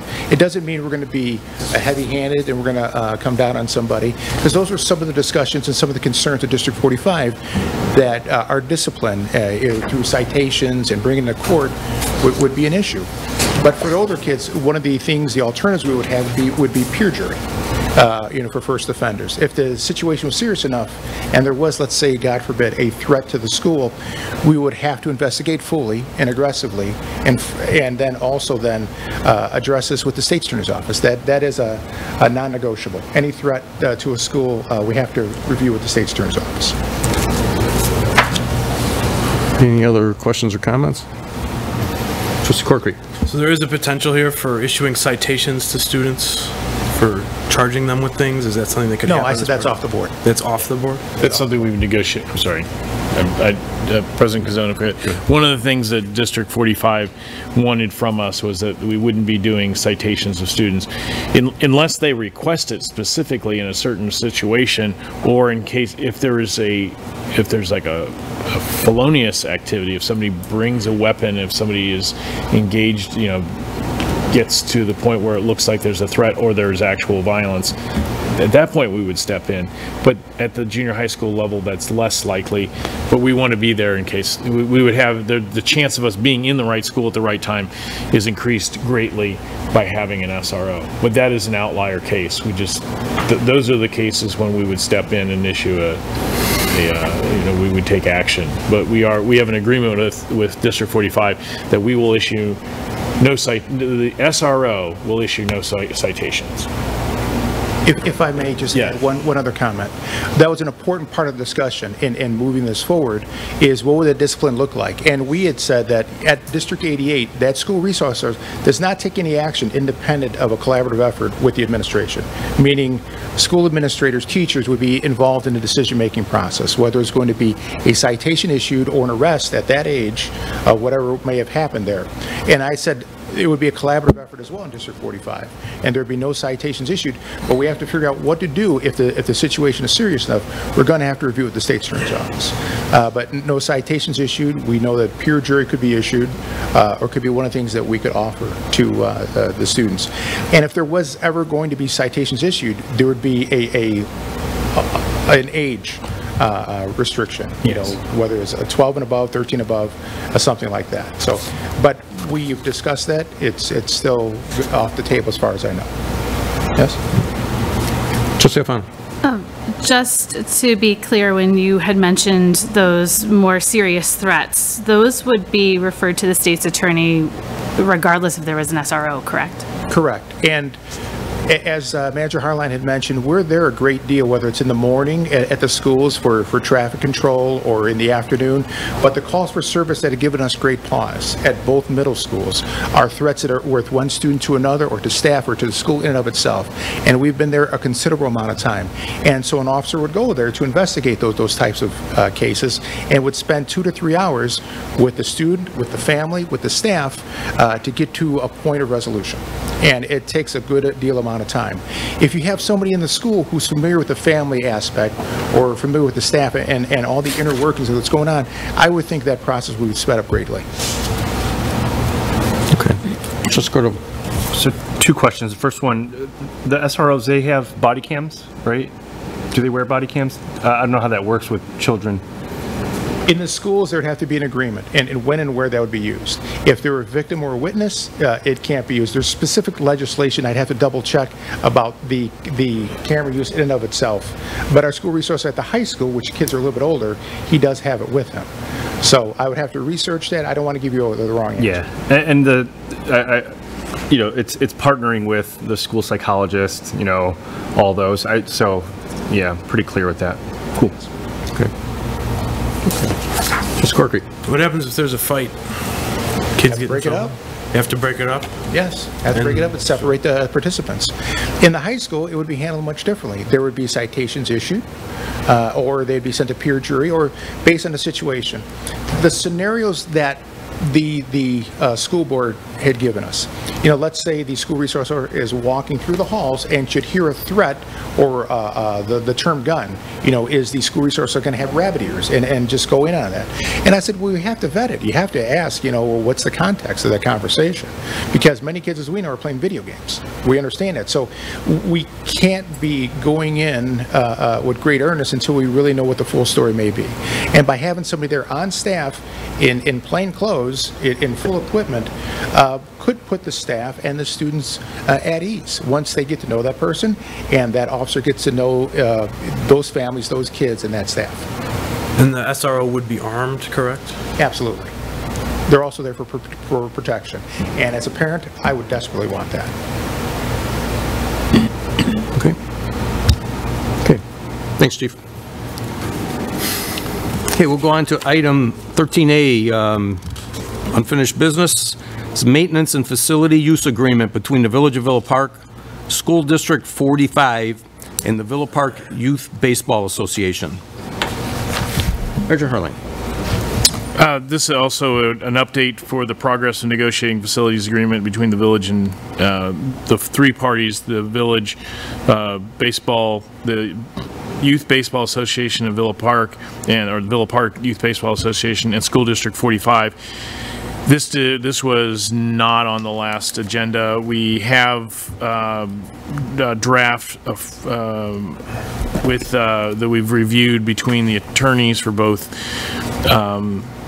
the District 45 and the village, and I think we are going to or have sent some more verbiage to restore some language that was in Section 5 of the last agreement. The last agreement between the village and District 45 for facilities, for sports facilities, was actually adopted in 2007, ran 10 years and expired in 2017.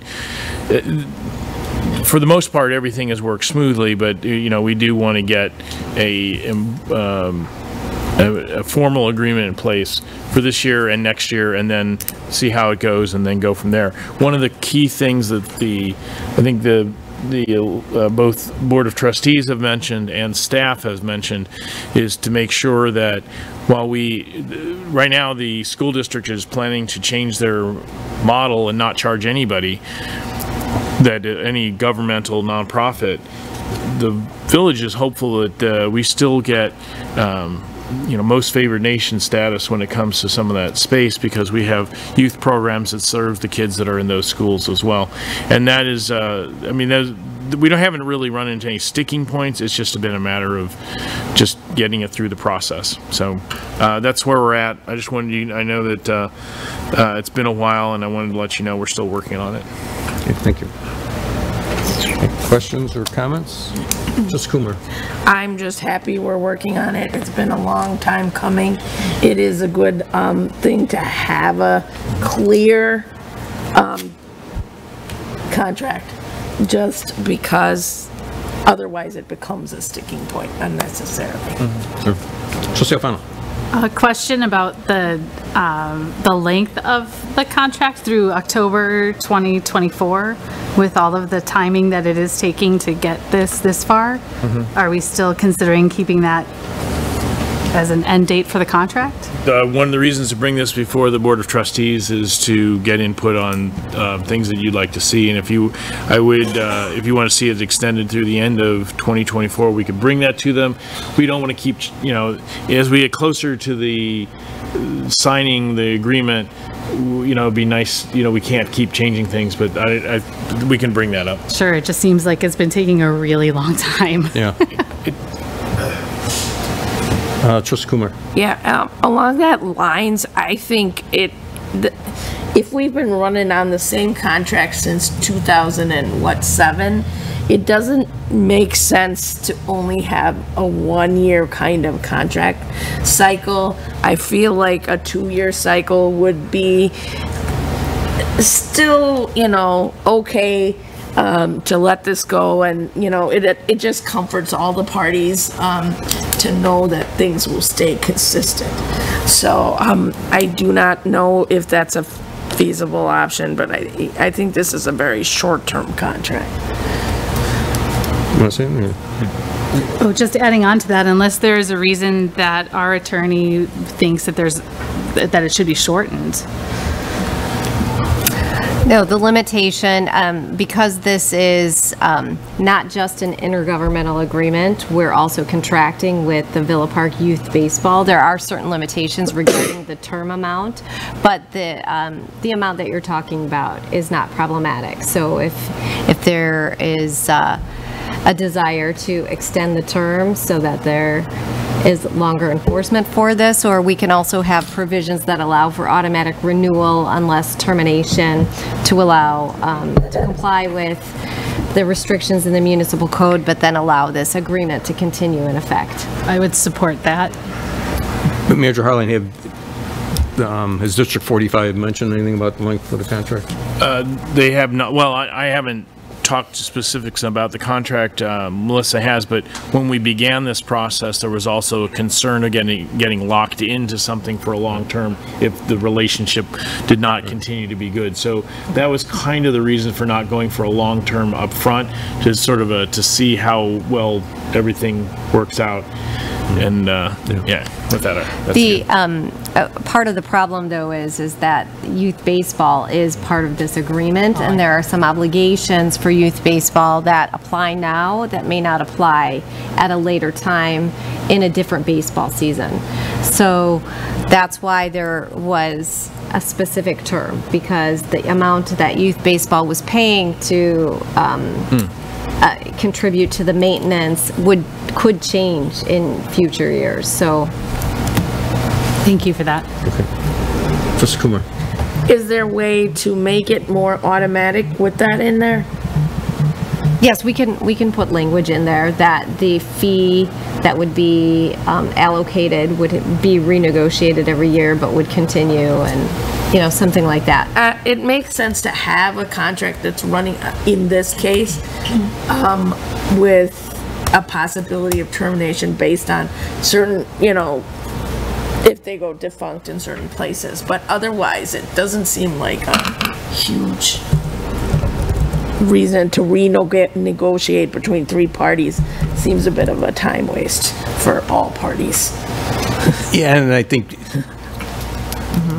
we had this agreement that expired in 2017, and we were running basically without an agreement to that old, and then, District 45 wanted to take it back, and then, so I think it's probably on both sides, it's probably good to keep it a little short, see how this reacts in the first year and a half, 2 years, and then, like Attorney Wolf said, those provisions can be in there, after this is over, it can be just, the agreement itself will stay the same and maybe adjust the numbers kind of thing. Yeah, I think it's a lot of times some of the fear comes from if you have a short term, there's a trust issue, and I don't think there should be a trust issue between all these parties. It should be a friendly thing. Yeah. So that's my feeling. I have to agree with Trustee Alfano on that one. Okay. But it does sound like this is a trust building year then. Yeah, correct. Okay. Yeah. Okay. That we will go on to our Village Commission reports. Economic Development Commission minutes from the meeting of April 19th, 2023. The minutes from the Community Fund Commission meeting of March 28th, 2023, and April 25th, 2023. The minutes from the Villa Park Historical Preservation Commission meeting, May 5th, 2023. Environmental Concerns Commission meeting on April 27th, 2023. Environmental Concerns Commission Bike, Pedestrian, and Transit Subcommittee meeting, April 27th, 2023. Parks and Recreation Advisory Commission for April 11th, 2023. And the Planning and Zoning Commission Chair Report of June 8th, 2023 by Jason Jarrett. So those have all been are in everybody's packet tonight. With that, we'll go to item 15, the Village Clerk's Report.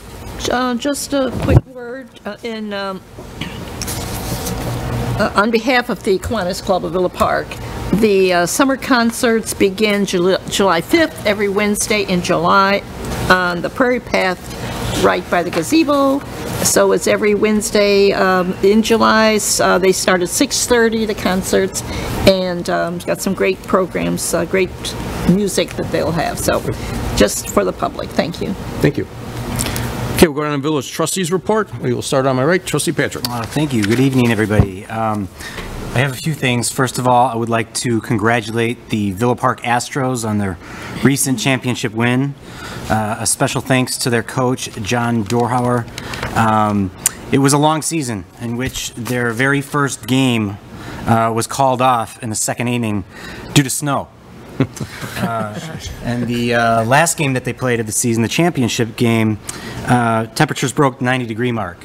So through the snow and the heat, the kids had fun, they learned a lot, and I just want to say great job, John, great job, Astros. With that being said as well, another Villa Park Youth Baseball League, I'd like to congratulate the Villa Park Bulldogs on a season well done. But I'd like to specifically recognize Frank Clements, who stepped up and took over as the Bulldogs head coach when the other coach was unable to participate in the league anymore. Frank spent a lot of extra hours making sure the kids on the team were organized and had fun. And I just want to say thanks to Frank for stepping up and taking care of that. Next, I'd like to talk briefly about some of the minor thefts that have been occurring at Jefferson Pool. My family and I, we spend a lot of time at Jefferson Pool in the summer. It's a good place to relax, kick back, get away from the heat. And I've been approached by some patrons that have talked to me about concerns about their valuables and some of the recent small thefts that have gone on. And they've asked that the village consider installing either some sort of storage lockers in the locker rooms or the bathhouse, or something where that they don't have to leave wallets, keys, and anything of that nature in an open basket, or in their open belongings out there on the deck of the pool. And so that's the request for the village moving forward. I also want to thank the staff who prepared and stayed late after the Villa Park Summerfest to clean up. Some long hours there. The event everybody had to seem a great time. I think it was really well done. The bands were great. And so, again, thanks to the staff who prepared the event, and also the staff that had to stay late to help clean it up. Moving along. Tomorrow at 11:30 a.m. at the Villa Park VFW, we'll be having the last of the 4th of July Parade planning meetings. Again, it'll be held at the VFW. There's still time to sign up as a participant and walk in that parade. And if that's something that you're interested in, just contact Karen or JB over at the VFW for more information.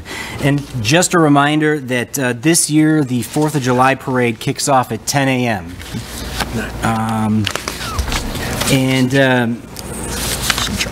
Again, last Thursday, the Planning and Zoning Commission held the first public meeting regarding the upcoming Village Comprehensive Plan. There was some really good discussion and ideas that were brought up by everybody in attendance. And I'd like to just reiterate to the residents the importance of such a plan and why your involvement in these discussions is so important. A comprehensive plan like this paves the way for the next 10 to 20 years. It plays a crucial role in shaping our future, the development and growth here in our town. There's going to be plenty more opportunities for you to get involved with these discussions, and I hope that you do. The more involvement that we have from the community in this process, the better the overall plan will be. So just please be on the lookout for village surveys and the take-home DIY kits that you can complete yourself.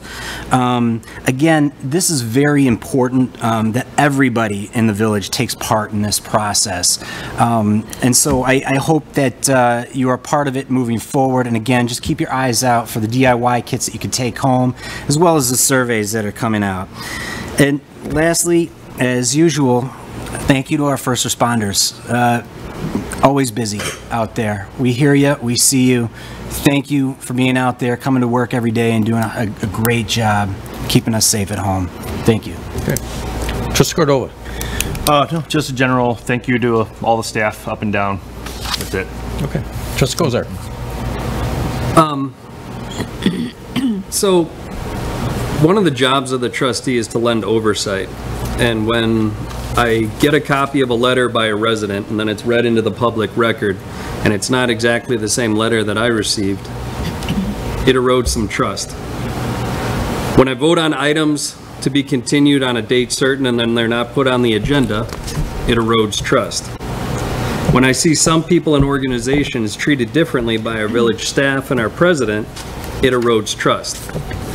When I'm told that we said something in executive session, and then it's later proven that we didn't say what was said in executive session, that erodes trust. When we have to go into executive session to discuss matters that may have not been accurately disclosed to us, it erodes trust. So going back to the letter that was read in, you're right, it is about trust. And I would like to see the village president and the village manager to work hard to keep that trust amongst the board and give us accurate information. And one way to do that is to get our agenda out a week in advance and not Friday evening, so that there's plenty of time to review it and go through it and pick up anomalies that may be in there. But there's other ways to do it, and I think that's an open conversation that we have to continue to have. But it is the job of the trustees to lend that oversight and build on that trust. Okay, is that it? That's it. Okay. Trustee Alfano. Thank you. Like Trustee Patrick, I also attended last Thursday's Planning and Zoning meeting, and I participated in that workshop for the beginning stages of developing the next village comprehensive plan, and we really mean it when we need everyone's involvement. So keep an eye out on that and make sure that you get involved, because your voice and your opinion is important. It was also very interesting to see so many different people around the table, that we all have different backgrounds and we all kind of had the same agreement as to what our village needs and what we're looking for in our vision, which I thought was really interesting. It was a really wonderful and busy weekend, as many of you know, in our village. On Friday, Willowbrook Theater campers gave the final performance of their monologues that they worked on all week. We have a lot of talented students in Villa Park, and they make our community proud. Saturday, of course, was Summerfest. Thank you to everyone who came out in spite of the heat to partake in the festival and to hear the bands, including some of our local performers, and to all of the staff who work effortlessly to organize the event. I know that when an event looks seamless, it is because there is an incredible amount of work that goes on behind the scenes, and I really do mean a very sincere thank you, because that did not go unnoticed. Besides the baseball all-star weekend, Saturday morning Villa Park also saw a home meet win for the Mariners swim team. Wednesday's home meet has been moved to Wooddale, who has graciously offered their facilities due to some issues at Jefferson Pool.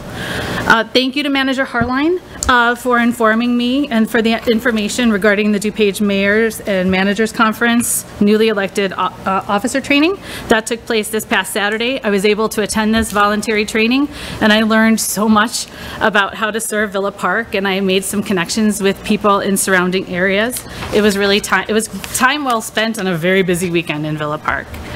And then I wanted to address, after reflecting on the last board meeting and talking to many residents who either watched live or watched later, there have been some discussions surrounding that board meeting and how it made people feel. I can assure folks that it was equally challenging here on the dais, particularly watching adults become physically upset and defensive. I think it's important for all of us involved, to remember two things. One, our collective goal is to improve Villa Park and to help our village become better each day. That may mean doing some things differently than they have been done in the past, and sometimes that's uncomfortable. And two, we need to assume the best intent from everyone, with every question and with every response. Personally, my questions were and are always intended to get the most accurate information to make the most informed decision. It is in that understanding, not just by me, but also in our own residents that we serve, that helps build trust and integrity and transparency in our government. Thank you. Okay, thank you. Trustee Kumar. I have not anything to say today. Okay. Trustee Corkery. I'd just like to say briefly that the Summer Shakespeare is coming up this year. They're shaking it up a little bit. It's going to be an original musical adaptation of The Tempest. Fortunately I can't do it this year, but I know they're working hard. I hear good things. So there's 2 weekends to go see the show. It'll be Friday, July 28th and Saturday the 29th. And then Friday and Saturday, the 4th and 5th of August at the Rugged Gazebo. And that's all I have for this week. Okay, thank you. Okay, we'll move to the President's report. I too would like to thank staff and everyone from Parks and Rec for Villa Park Summer Festival. I don't want to get in trouble with Milwaukee. But also the volunteers that worked, staff gets a lot of volunteers working out there, and it's really great to see that. Great to see people involved coming out and helping out on that. So that was really good to see. Same thing with the parade on the 4th of July. Looking forward to that. Hopefully, last year it was good because the streets were jammed with people. There were very few empty spots on the parade route last year. So hopefully we'll have another good day. Would like to bring up one issue that we hear a lot around the 4th of July, and that's fireworks. They are illegal. I know we get a lot of calls, or a lot of people talk to us about that their police department doesn't do anything. Police department is out there. They can only do so much, though. If it's a continual shooting off of fireworks, they will locate them and confiscate fireworks. But if you hear fireworks going off, you know where it's going, just contact, call 911 and get a police officer out there. I know they're a lot of fun. Fireworks are a lot of fun, but they are dangerous and they are illegal. So if you could watch out for that. Due to the holiday, the manager and I discussed this, where there will be no coffee with the board on July 1st. We will resume coffee with the board on August 5th of this year, and would like to wish everyone a happy 4th of July and enjoy it. If you go out of town, be safe, drive safe, and if you're in town, we'll see you at the parade. And we'll go to the village manager's report. Just had a couple of things to hold the a topic on Robert's Rules of Order. I'd like to bring Carrie Lynn Krafthofer from the Ansel Glink law firm. She was recommended to me by DMMC, and she's the person who wrote the IML newly elected officials guide. Unfortunately, she cannot make July 10th or August 14th, the next 2 cow days. But she, I can get some dates after July 10th, and then bring to you some options for a special meeting so that we could do that. I think myself and Melissa Wolf could put something together, but I think it would be better coming from somebody outside the organization and somebody who is a recognized expert in this. I think we could get a better presentation and having somebody who is from outside the organization, I think would be able to carry the message better for this topic. So that leaves us open for a topic on July 10th, and please supply options, or we can always just not have a July 10th cow. September 16th right now is the only date that I have, and I've only received requests or responses from 3 members on the board to do a Saturday retreat to do some review of the last strategic plan, and also to do some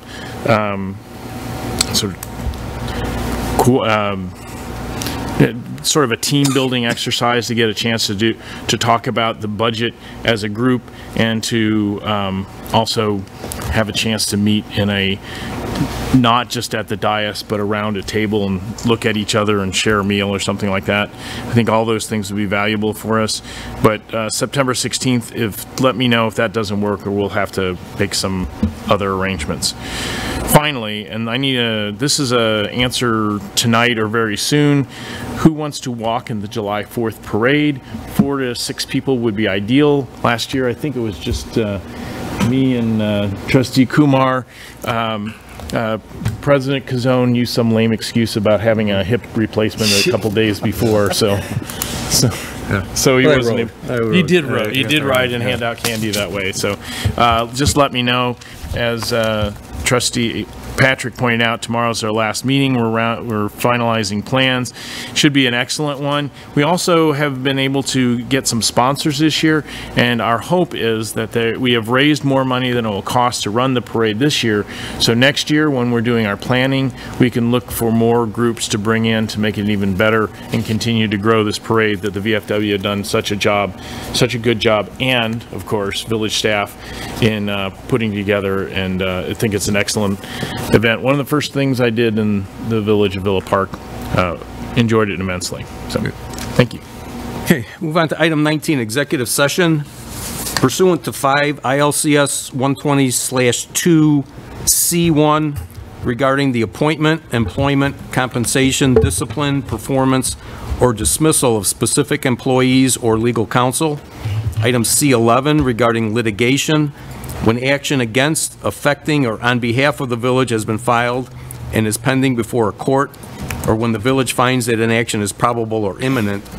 And C12 regarding the review or discussion of claims, loss, or risk management information, records, data, advice, or communications from or with respect to any intergovernmental risk management association of which the public body is a member. And do we have a motion to go into executive session?